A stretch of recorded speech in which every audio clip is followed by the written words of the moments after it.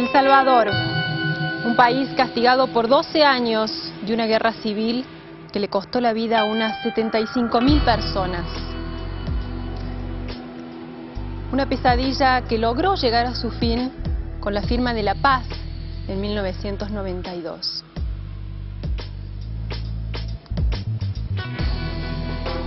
Hace unos días, este país vivió un momento histórico y DefTV estuvo allí para documentarlo.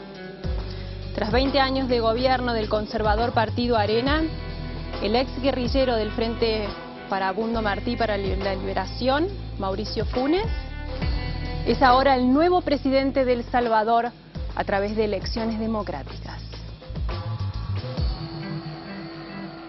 Hola, ¿qué tal? Muy buenas noches, bienvenidos a DefTV. Vamos a la apertura del programa y enseguida estamos con este tema.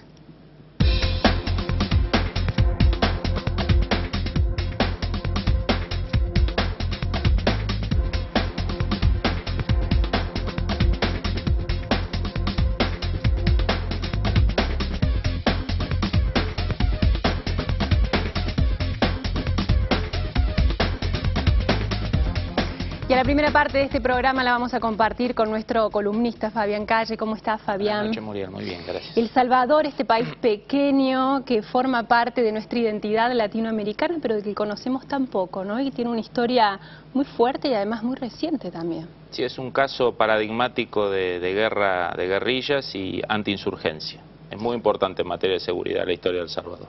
Vamos a ver el primer informe que preparamos para introducir esta historia de El Salvador, que nos va a ser muy enriquecedora para poder entender la realidad que vive hoy el país y que es lo que vamos a seguir analizando luego a medida que corre el programa. Adelante.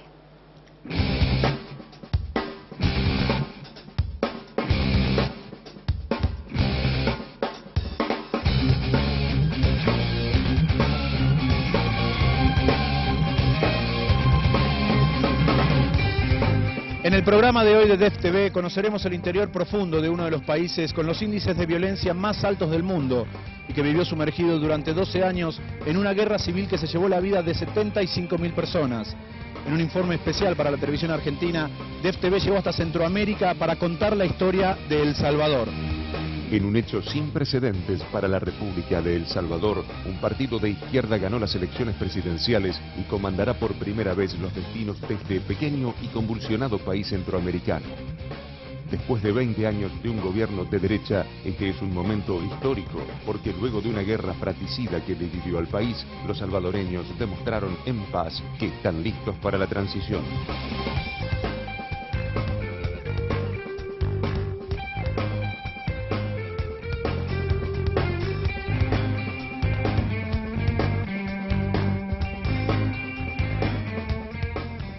La República Democrática de El Salvador se encuentra en Centroamérica y es el único país de la región que no tiene salida al Mar Caribe.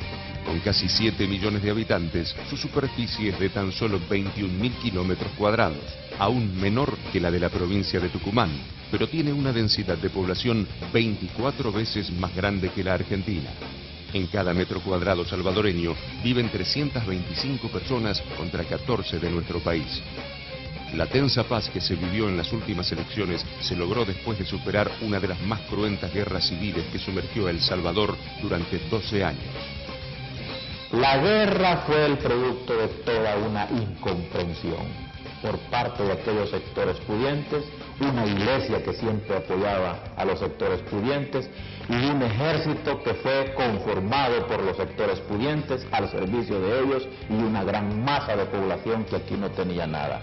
Acuérdese que fue una guerra fratricida, fue una guerra en donde usted por mucho tiempo, y se lo voy a decir lo que me dijo un soldado y lo que me dijo también un guerrillero, fue una guerra en donde vos ni en tu propia madre confiabas.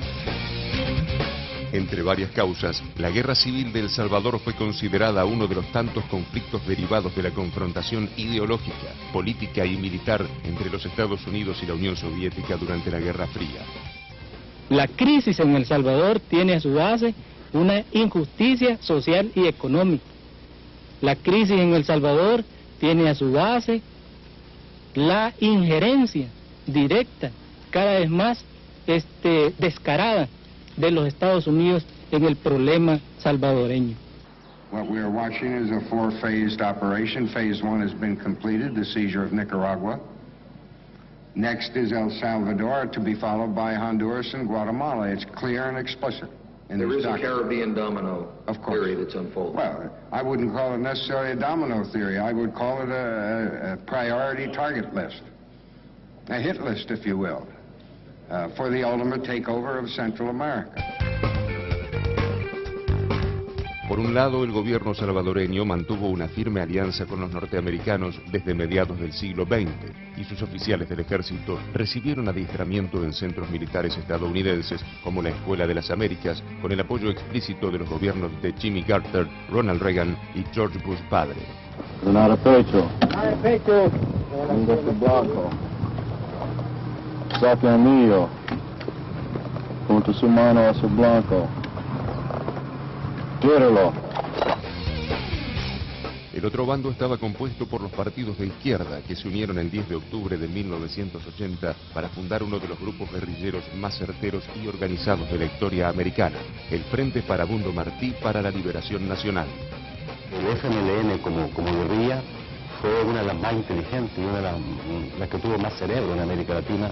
De hecho, nunca fue una guerrilla que fue considerada terrorista, siempre fue una guerrilla que tuvo muchas buenas normas, ¿no?, de guerra, a pesar de que se hubo algunos atentados un poco locos, coche bombas por ahí, pero en general, digamos, cierto, tenía un aparataje político que podía desplazarse por todo el mundo, que podía estar hablando un día con Estados Unidos, otro día podía estar en el Palacio de los Elíseos con el presidente de Francia, otro día estaba en Colombia, otro día estaba en México. Logró tener reconocimiento incluso de Francia y de México, reconocimiento como fuerza beligerante.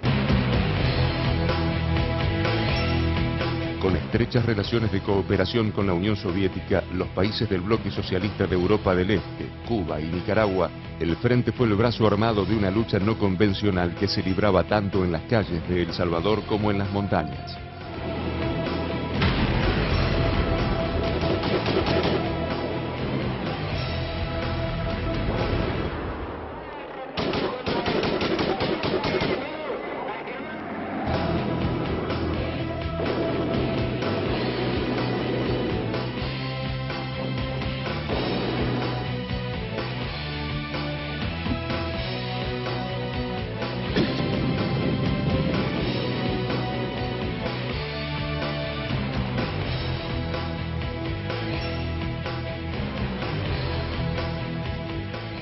Con sus acciones guerrilleras, el Frente pasó a la clandestinidad a principios de la década del 80 y desde las montañas llamaba a la insurgencia civil.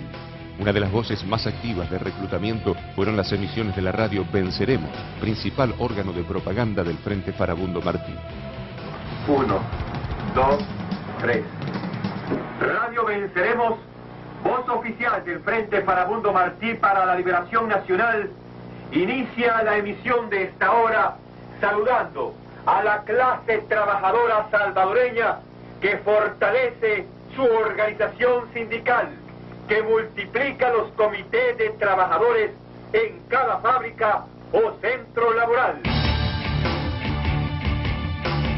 Las explicaciones de por qué un conflicto interno se pudo extender tanto en el tiempo se encuentran en las continuas atrocidades cometidas por ambos bandos.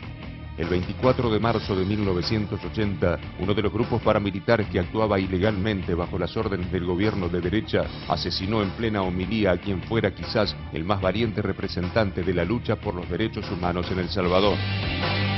Este lugar es más que representativo de la violencia que se vivió en El Salvador durante el conflicto armado que duró 12 años. En esta capilla asesinaron a Monseñor Romero, símbolo de la lucha por la justicia social y considerado en este país como la voz del pueblo.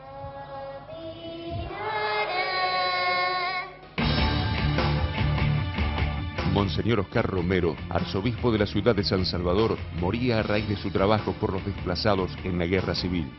Su figura se convirtió en la más venerada del país porque sus discursos a favor de la vida y del respeto indeclinable por los derechos humanos eran categóricos.